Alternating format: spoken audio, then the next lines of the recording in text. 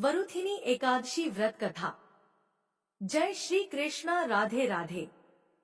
आज वैशाख मास के कृष्ण पक्ष की एकादशी तिथि है और इस एकादशी को वरुथिनी एकादशी के नाम से जाना जाता है। यह एकादशी सौभाग्य प्रदान करने वाली मानी गई है। इस व्रत में भगवान विष्णु के वराह अवतार की पूजा करनी चाहिए। वरुथिनी शब्द संस्कृत भाषा से बना है, जिसका मतलब है कवच या रक्षा करने वाला। यह एकादशी का व्रत भक्तों की हर कष्ट और संकट से रक्षा करता है, इसलिए इसे वरुथिनी 11 या वरुथिनी एकादशी कहा जाता है। तो आज मैं आपको सुना रही हूँ वरुथिनी एकादशी की बड़ी ही दुर्लभ कथा। इस कथा को सुनने से पहले आइए सुनते हैं भगवान श्री कृष्ण और उनके गरीब भक्त की दिव्य कथा। एक गांव में एक निर्धन जुलाहा दंपत्ति रहता था। जुलाहे का नाम था माधव और उसकी पत्नी का नाम कांता था। वे दोनों बहुत परिश्रमी थे। सारा दिन काम करते, सुंदर सुंदर कपड़े बनाते, किंतु उनके बने कपड़ों की उनको अच्छी कीमत नहीं मिल पाती थी। फिर भी जो मिलता वे उसी में संतुष्ट रहते और एक टूटी फूटी झोपड़ी में रहकर अपना जीवन व्यतीत कर रहे थे। वे बहुत संतोषी स्वभाव के थे। वे दोनों भगवान श्री कृष्ण के अनन्य भक्त थे। दिन भर के परिश्रम के बाद जो भी समय मिलता उसे वे दोनों भगवान के भजन कीर्तन में बिता देते थे। माधव के पास एक तानपुरा और एक खड़ताल थी। जब वह दोनों मिलकर भजन गाते तो माधव तानपुरा बजाता और उसकी पत्नी खड़ताल। फिर तो दोनों भगवान के भजन में ऐसा डूब जाते कि उनको अपनी भूख प्यास की चिंता भी नहीं रहती। उन्होंने अपनी दीनहीन अवस्था के लिए कभी भगवान को कोई उलाहना नहीं दिया और अपने इसी जीवन में प्रसन्न थे। लेकिन एक दुख उनको सदा सताता रहता कि उनके कोई संतान नहीं थी। इसको लेकर वह सदा चिंतित रहा करते थे। चिंता तो थी, फिर भी दोनों सदा भगवान की भक्ति में मगन रहते थे। इसको भी उन्होंने भगवान की लीला समझकर स्वीकार कर लिया और निष्काम भाव से भगवान श्री कृष्ण की भक्ति में लीन रहते। जब उनकी आयु अधिक होने लगी तो एक दिन कांता ने माधव से कहा कि हमारी कोई संतान नहीं है। कहते हैं कि संतान के बिना मुक्ति प्राप्त नहीं होती। अब हमारी आयु भी अधिक हो चली है, ना जाने कब बुलावा आ जाए। मरने के बाद हमारी चिता को अग्नि कौन देगा? कौन हमारे लिए तर्पण आदि कार्य करेगा और कैसे हमारी मुक्ति होगी? माधव बोला, तू क्यों चिंता करती है, ठाकुर जी हैं, वही सब देखेंगे। माधव ने यह बात कह तो दी, किंतु वह भी चिंता में डूब गया। तभी उसके मन में एक विचार आया। वह नगर में गया और श्री कृष्ण के बाल रूप की एक मूर्ति ले आया। घर आकर बोला, अब तुझे चिंता करने की कोई आवश्यकता नहीं है। मैं यह बाल गोपाल लेकर आया हूँ, अब से यही हमारे पुत्र हैं। माधव बोला, अगर हम संतानहीन हैं, तो यह भी इन्हीं की इच्छा है। हम इनको ही अपने पुत्र के समान प्रेम करेंगे। यही हमारे पुत्र का दायित्व पूर्ण करेंगे। माधव की यह बात सुनकर कांता अत्यंत प्रसन्न हुई। उसने बाल गोपाल को लेकर अपने हृदय से लगा लिया और बोली, आप बिल्कुल ठीक कह रहे हैं, आज से यही हमारा लाला है। फिर क्यों था, दोनों पति पत्नी ने घर का एक कोना साफ करके वहां बाल गोपाल के लिए एक स्थान बनाया और एक चौकी लगाकर उस पर बाल गोपाल को विराजित कर दिया। उस दिन से जुलाहा दंपत्ति का नियम हो गया। वह प्रतिदिन बाल गोपाल को स्नान कराते, उनको धुले वस्त्र पहनाते, अपने पुत्र की तरह उनको लाड लड़ाते, उन्हीं के सामने बैठकर भजन कीर्तन करते और वहीं सो जाते थे। वो दोनों अपने हाथों से बाल गोपाल के लिए सुंदर वस्त्र बनाकर उनको पहनाते, उन्हें खाना खिलाते, उनको झूला झुलाते और रात को उनको सुलाकर ही स्वयं सोते थे। इन सब में उनको बड़ा आनंद आता। धीरे धीरे दोनों बाल गोपाल को अपनी संतान के समान ही प्रेम करने लगे। बाल कृष्ण अब उनके परिवार का हिस्सा बन गए थे। कांता का नियम था कि वह रोज पहले अपने हाथों से अपने लाला को भोजन कराती, तब स्वयं भोजन करती थी। लाला को भोजन कराते समय उसको ऐसा ही प्रतीत होता जैसे वह अपने पुत्र को ही भोजन करा रही हो। उन दोनों के निश्चल प्रेम को देखकर करुणानिधान भगवान अत्यंत प्रसन्न हुए और उन्होंने अदृश्य रूप में आकर स्वयं भोजन करना आरंभ कर दिया। कांता जब प्रेम पूर्वक बाल गोपाल को भोजन कराती तो भगवान को प्रतीत होता मानो वह अपनी माँ के हाथों से भोजन कर रहे हो। उनको कांता के हाथ से प्रेम पूर्वक मिलने वाले हर कौर में माँ का प्रेम प्राप्त होता था। भगवान श्री कृष्ण स्वयं माँ की उस प्रेम लीला के वशीभूत हो गए, किंतु कांता कभी नहीं जान पाई कि स्वयं बाल गोपाल उसके हाथ से भोजन करते हैं। एक दिन घर का काम बहुत अधिक होने के कारण कांता बाल गोपाल को भोजन कराना भूल गई। गर्मी का समय था। भरी दोपहरी में दोनों पति पत्नी कार्य करते करते थक गए और बिना भोजन किए ही सो गए।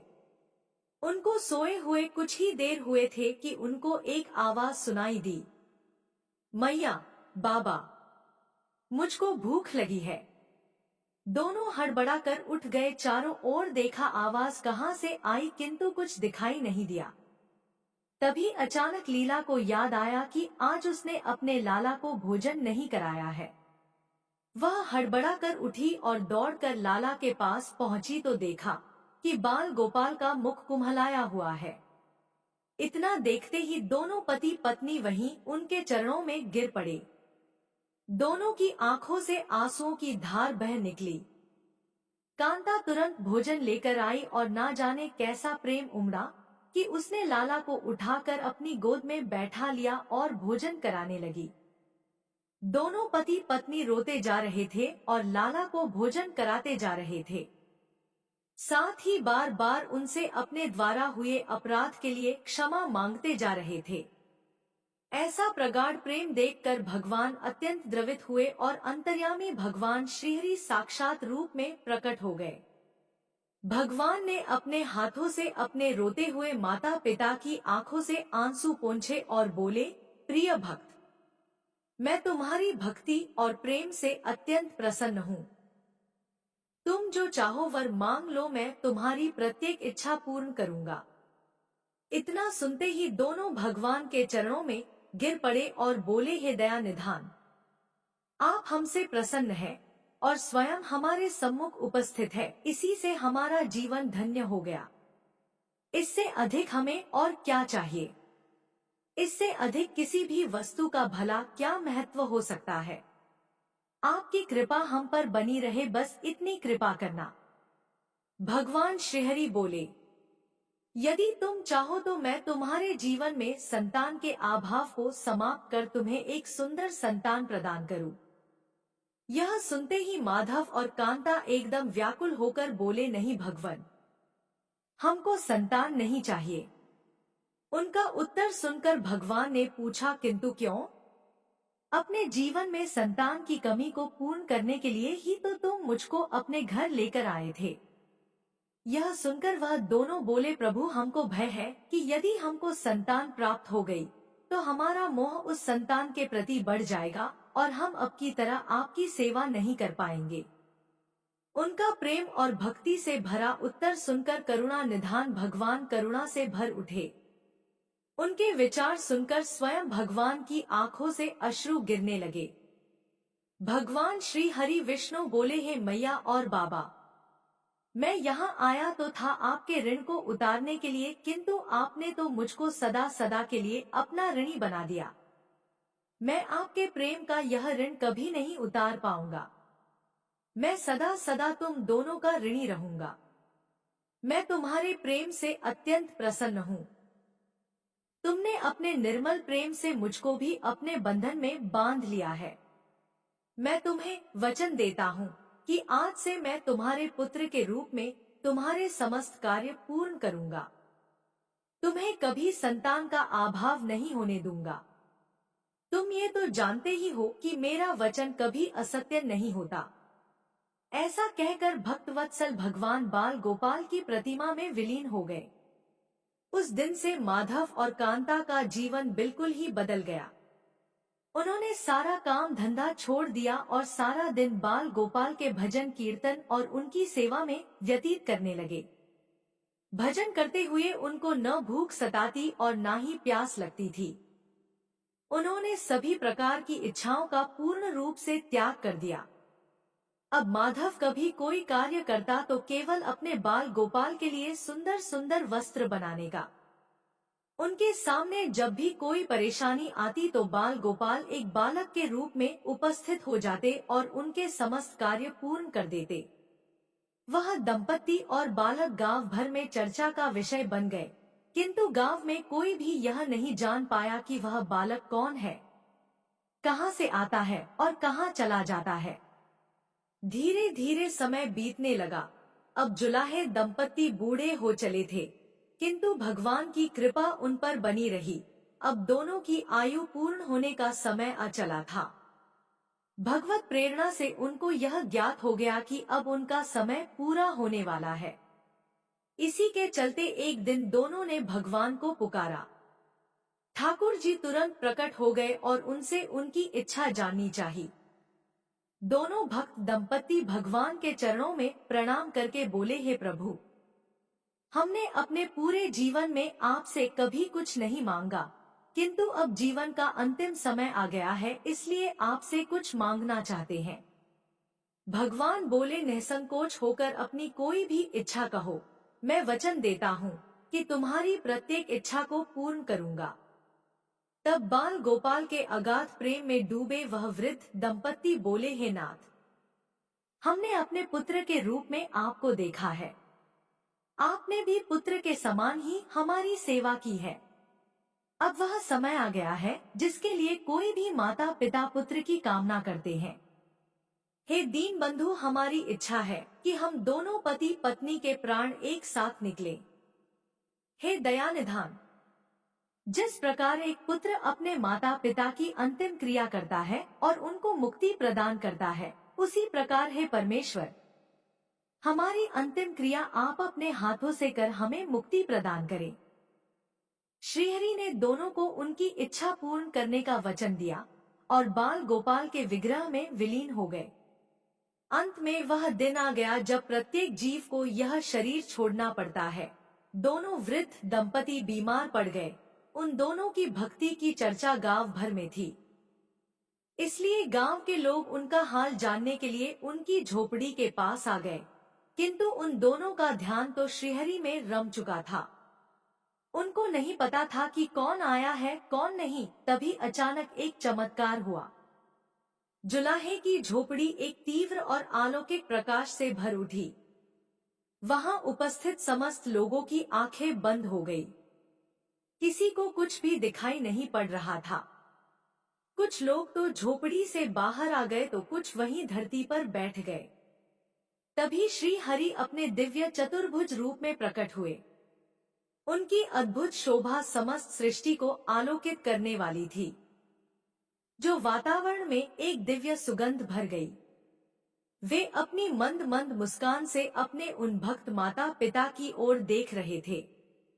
उनका यह दिव्य रूप देखकर दोनों वृद्ध अत्यंत आनंदित और मंत्रमुग्ध हुए जा रहे थे।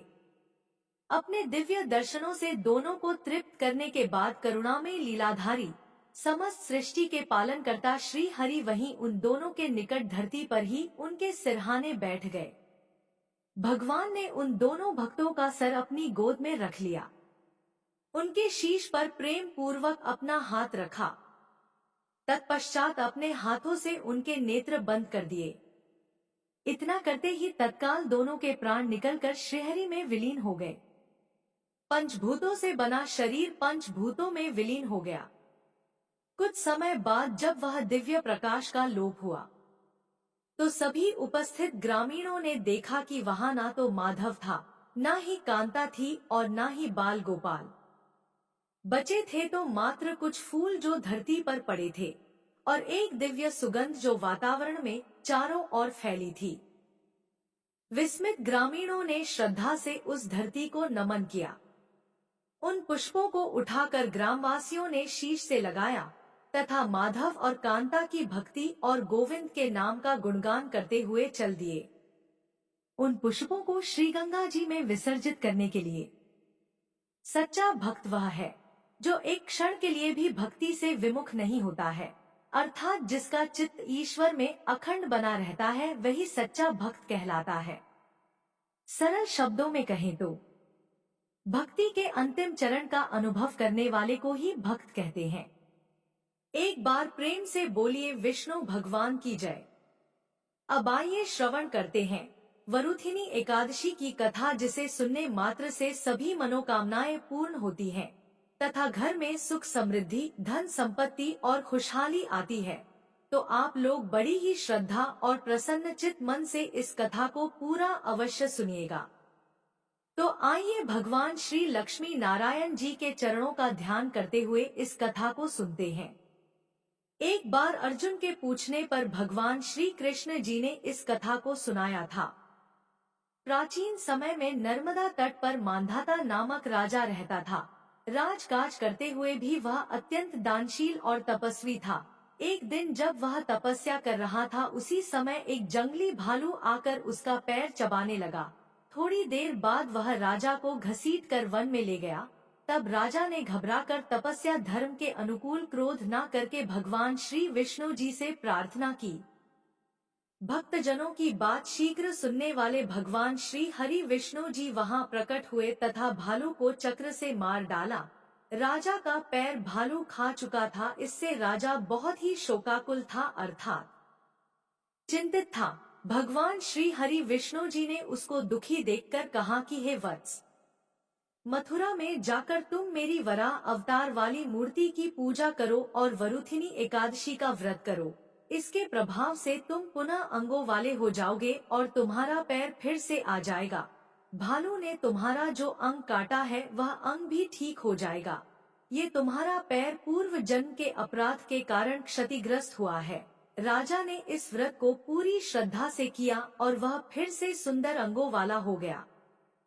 राजा भगवान श्री लक्ष्मी नारायण जी की जय जयकार करता हुआ अपने महल को वापस चला गया।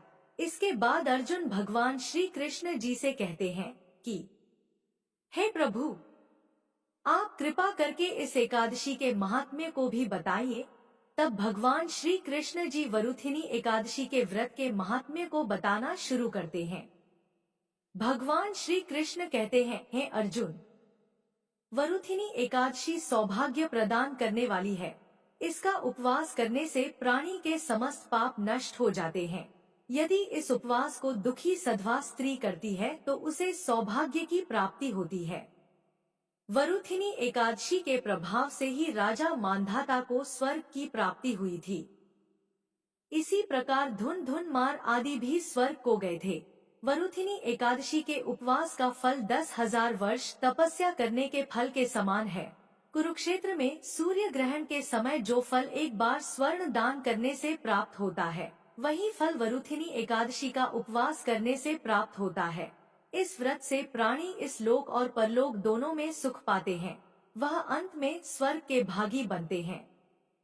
हे राजन, इस एकादशी का उपवास करने से मनुष्य को इस लोक में सुख और परलोक में मुक्ति प्राप्त होती है। शास्त्रों में कहा गया है कि घोड़े के दान से हाथी का दान श्रेष्ठ है तथा हाथी के दान से भूमि का दान श्रेष्ठ है और इनमें श्रेष्ठ तिलों का दान है। तिल के दान से श्रेष्ठ है स्वर्ण का दान तथा स्वर्ण के दान से श्रेष्ठ है अन्न का दान। संसार में अन्न दान से श्रेष्ठ कोई भी दान नहीं है। अन्न दान से पितृ, देवता, मनुष्य आदि सब तृप्त हो जाते हैं। कन्यादान को शास्त्रों में अन्न दान के समान माना गया है। वरुथिनी एकादशी के व्रत से अन्न दान तथा कन्यादान दोनों श्रेष्ठ दानों का फल मिलता है। जो मनुष्य लालचवश कन्या का धन ले लेते हैं या आलस्य और काम चोरी के कारण कन्या के धन का भक्षण करते हैं, वे प्रलय के अंत तक नरक भोगते रहते हैं या उनको अगले जन्म में बिल्ली की योनि में जाना पड़ता है। जो प्राणी प्रेम से तथा यज्ञ सहित कन्या दान करते हैं, उनके पुण्य को चित्रगुप्त भी लिखने में असमर्थ हो जाते हैं। जो प्राणी इस वरुथिनी एकादशी का उपवास करते हैं, उन्हें कन्यादान का फल प्राप्त होता है। वरुथिनी एकादशी का व्रत करने वाले को दशमी के दिन से निम्नलिखित वस्तुओं का त्याग कर देना चाहिए। पहला, कांसे के बर्तन में भोजन नहीं करना चाहिए। मांस नहीं खाना चाहिए। मसूर की दाल, चना, कोदो, शाक, शहद, दूसरे का अन्न, दूसरी बार भोजन करना, यह सब नहीं करना चाहिए।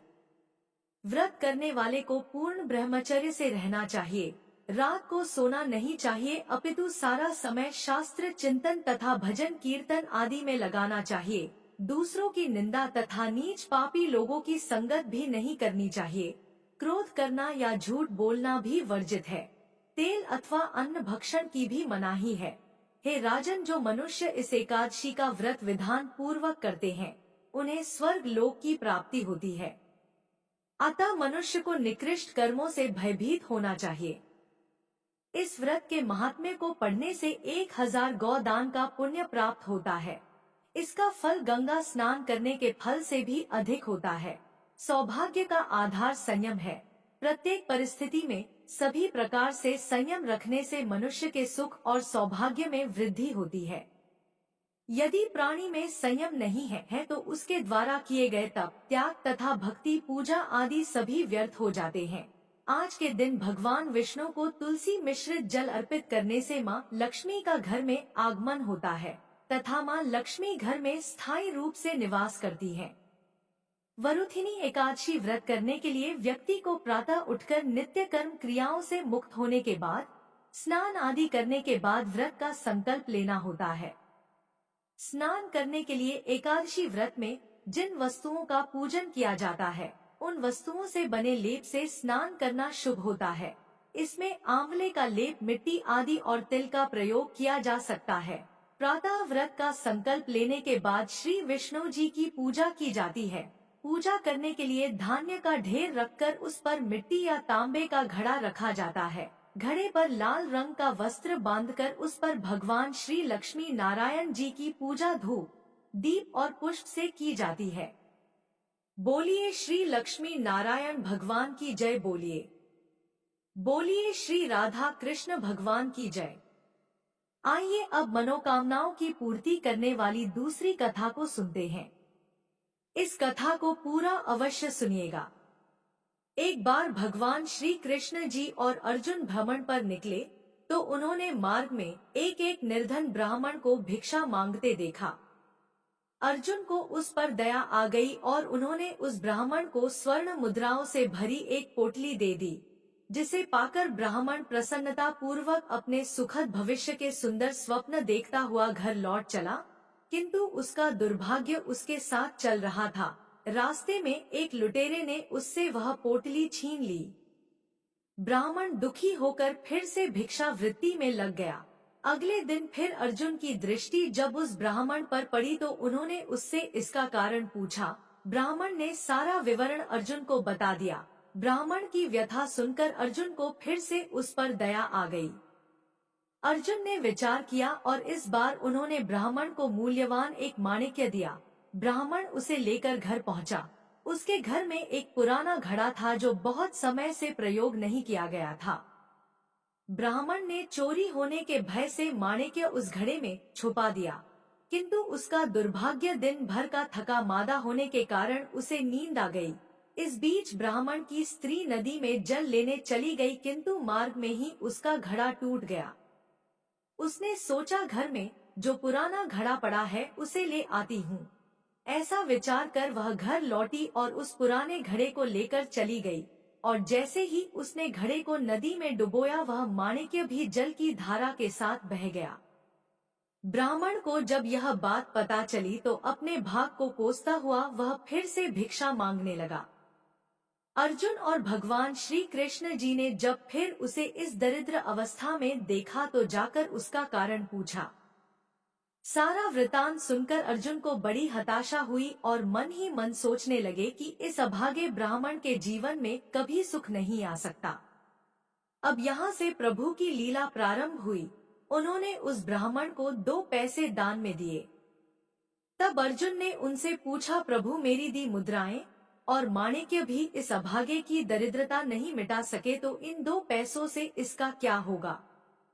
अर्जुन के मुख से ऐसी बातें सुनकर प्रभु बस मुस्कुरा भर दिए और अर्जुन से उस ब्राह्मण के पीछे जाने को कहा।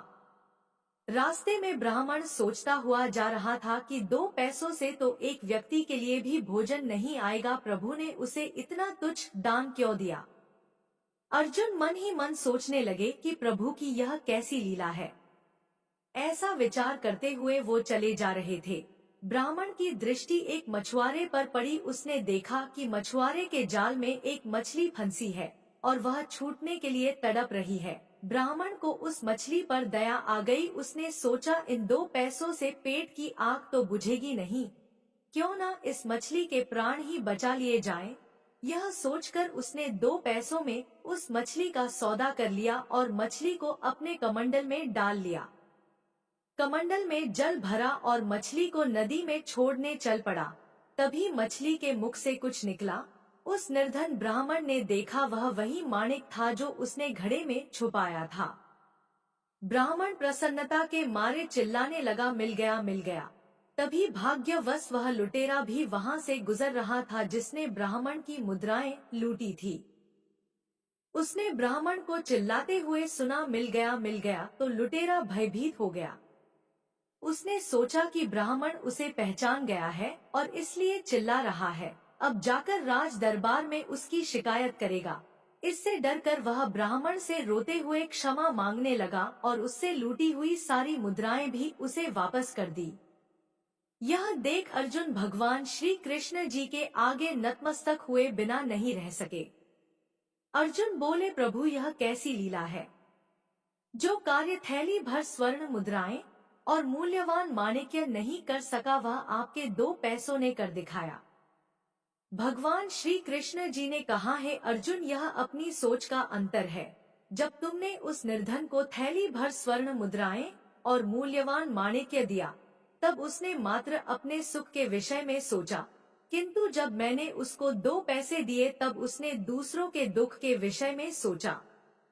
इसलिए है अर्जुन, सत्य तो यही है कि जब आप दूसरों के दुख के विषय में सोचते हैं, जब आप दूसरों का भला कर रहे होते हैं, तब आप ईश्वर का कार्य कर रहे होते हैं और तब ईश्वर आपके साथ होते हैं। एक बार प्रेम से बोलिए, श्री राधा कृष्ण भगवान की जय। बोलिए, श्री लक्ष्मी नारायण भगवान जी की जय। अब आइए श्रवण करते हैं एकादशी के दिन सुनी जाने वाली तुलसी माता की कथा। एक समय की बात है, एक परिवार में ननद और भाभी साथ साथ रहा करती थी। ननद का विवाह अभी नहीं हुआ था।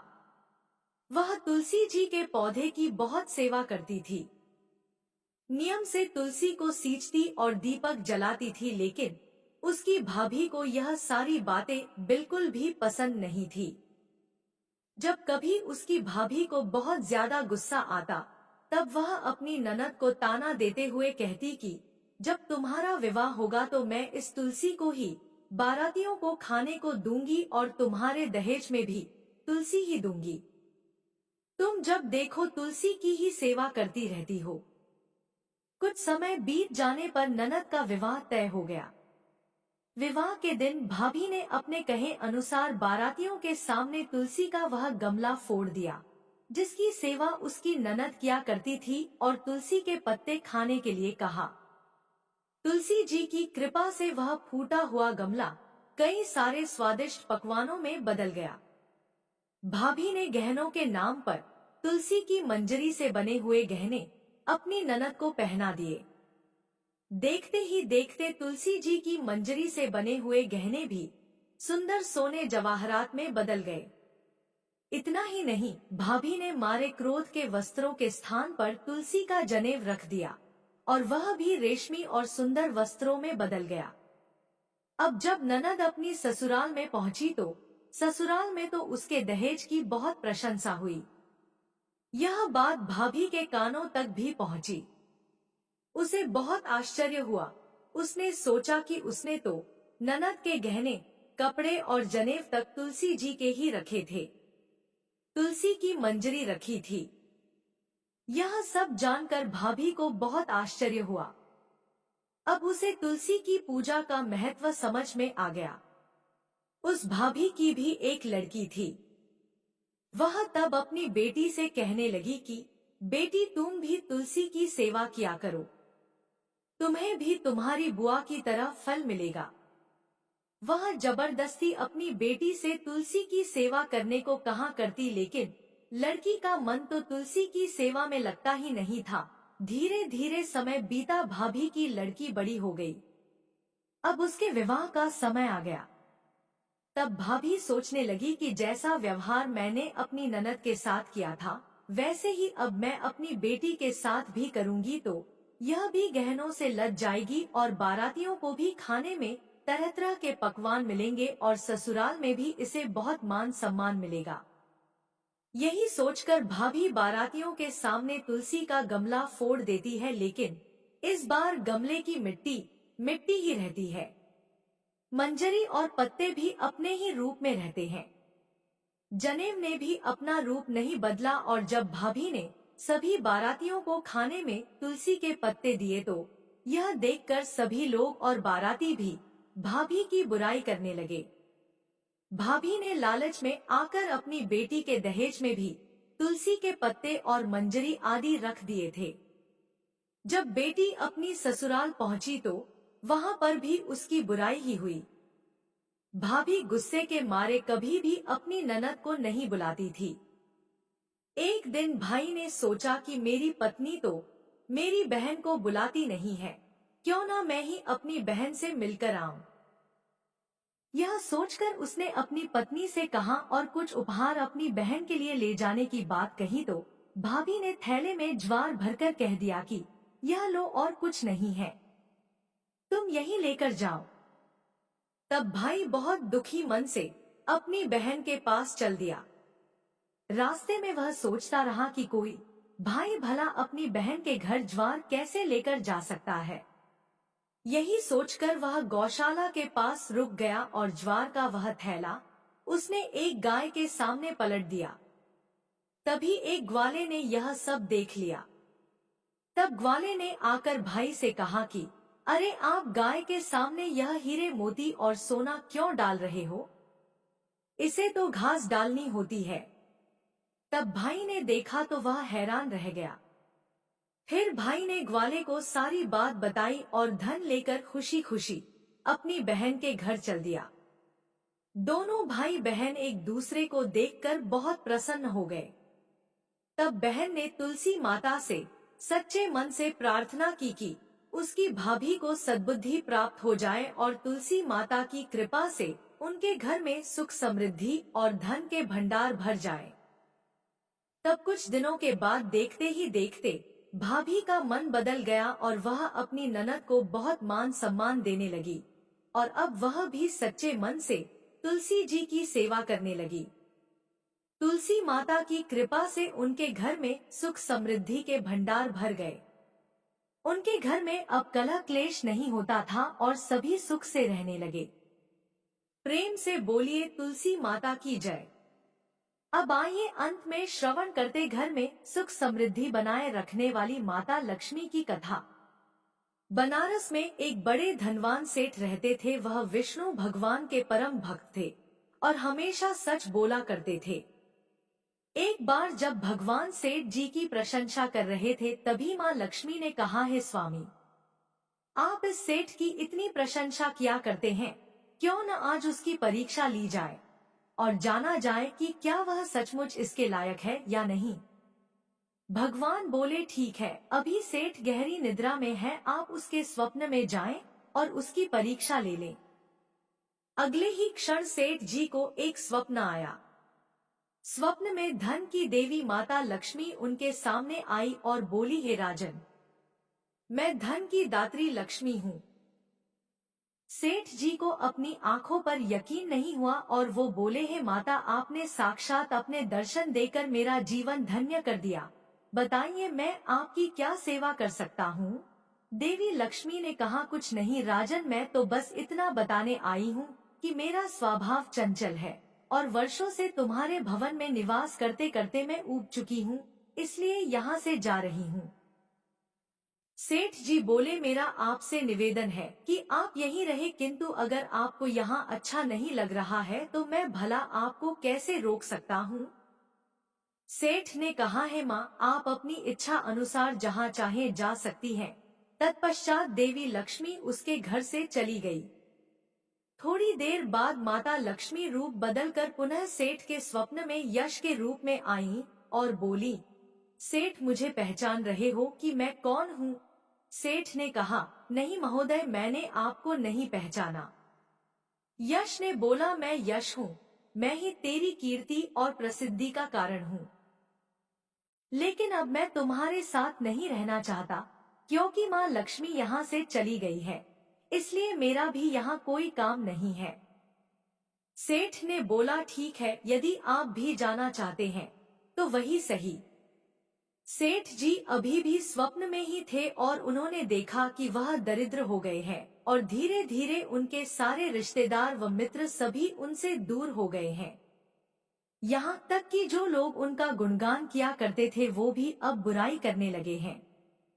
कुछ और समय बीतने पर माँ लक्ष्मी धर्म का रूप धारण कर पुनः सेठ के स्वप्न में आईं और बोली, है सेठ, मैं धर्म हूँ। माँ लक्ष्मी और यश के जाने के बाद मैं भी इस दरिद्रता में तुम्हारा साथ नहीं दे सकता, इसलिए मैं भी जा रहा हूँ। फिर सेठ ने कहा, जैसी आपकी इच्छा, सेठ ने उत्तर दिया और धर्म भी वहां से चला गया। कुछ और समय बीत जाने पर माँ लक्ष्मी सत्य के रूप में स्वप्न में प्रकट हुई और बोली, है सेठ, मैं सत्य हूँ। लक्ष्मी, यश और धर्म के जाने के बाद अब मैं भी यहाँ से जाना चाहता हूँ। ऐसा सुनकर सेठ जी ने तुरंत सत्य के पांव पकड़ लिए और बोले, महाराज, मैं आपको नहीं जाने दूंगा। भले ही सब मेरा साथ छोड़ दे, मुझे त्याग दे, पर कृपया आप ऐसा मत करिए। सत्य के बिना मैं एक क्षण नहीं रह सकता। यदि आप चले जाएंगे तो मैं तत्काल ही अपने प्राण त्याग दूंगा। सेठ की ऐसी बातें सुनकर सत्य ने कहा, लेकिन तुमने बाकी तीनों को बड़ी आसानी से जाने दिया, उन्हें क्यों नहीं रोका? सेठ जी बोले, मेरे लिए वे तीनों भी बहुत महत्व रखते हैं, लेकिन उन तीनों के बिना भी मैं भगवान के नाम का जाप करते करते उद्देश्यपूर्ण जीवन जी सकता हूँ। परंतु यदि आप चले गए तो मेरे जीवन में झूठ प्रवेश कर जाएगा और मेरी वाणी अशुद्ध हो जाएगी। भला ऐसी वाणी से मैं अपने भगवान की वंदना कैसे कर सकूंगा? मैं तो किसी भी कीमत पर आपके बिना नहीं रह सकता। सेठ जी का उत्तर सुन सत्य प्रसन्न हो गया और उसने कहा, तुम्हारी अटूट भक्ति ने मुझे यहाँ रुकने पर विवश कर दिया और अब मैं यहाँ से कभी नहीं जाऊंगा। ऐसा कहते हुए सत्य अंतर्ध्यान हो गया। सेठ जी अभी भी निद्रा में ही थे। थोड़ी देर बाद स्वप्न में धर्म वापस आया और बोला, मैं अब तुम्हारे पास ही रहूंगा, क्योंकि यहाँ सत्य का निवास है। फिर क्या था, सेठ जी ने प्रसन्नतापूर्वक धर्म का स्वागत किया। उसके तुरंत बाद यश भी लौट आया और बोला, हे सेठ, जहाँ सत्य और धर्म है वहाँ यश स्वतः ही आ जाता है, इसलिए अब मैं भी तुम्हारे साथ ही रहूंगा। सेठ जी ने यश की भी आव भगत की और अंत में माँ लक्ष्मी आई। उन्हें देखते ही सेठ जी नतमस्तक होकर बोले, हे देवी, क्या आप भी पुनः मुझ पर कृपा करेंगी? देवी लक्ष्मी ने कहा, अवश्य राजन, जहाँ सत्य, धर्म और यश हो वहाँ मेरा वास निश्चित है। यह सुनते ही सेठ जी की नींद खुल गई। उन्हें यह सब स्वप्न लगा, परंतु वास्तविकता में वह एक कड़ी परीक्षा से उत्तीर्ण होकर निकले थे। हमें भी हमेशा याद रखना चाहिए कि जहाँ सत्य का निवास होता है वहाँ यश, धर्म और देवी लक्ष्मी का निवास स्वतः ही हो जाता है। सत्य है तो सिद्धि, प्रसिद्धि और समृद्धि है। प्रेम से बोलिए, लक्ष्मी नारायण भगवान माता की जय। जय श्री हरि विष्णु जी महाराज। अगर वीडियो पसंद आई तो हमारे चैनल को सब्सक्राइब करें। धन्यवाद।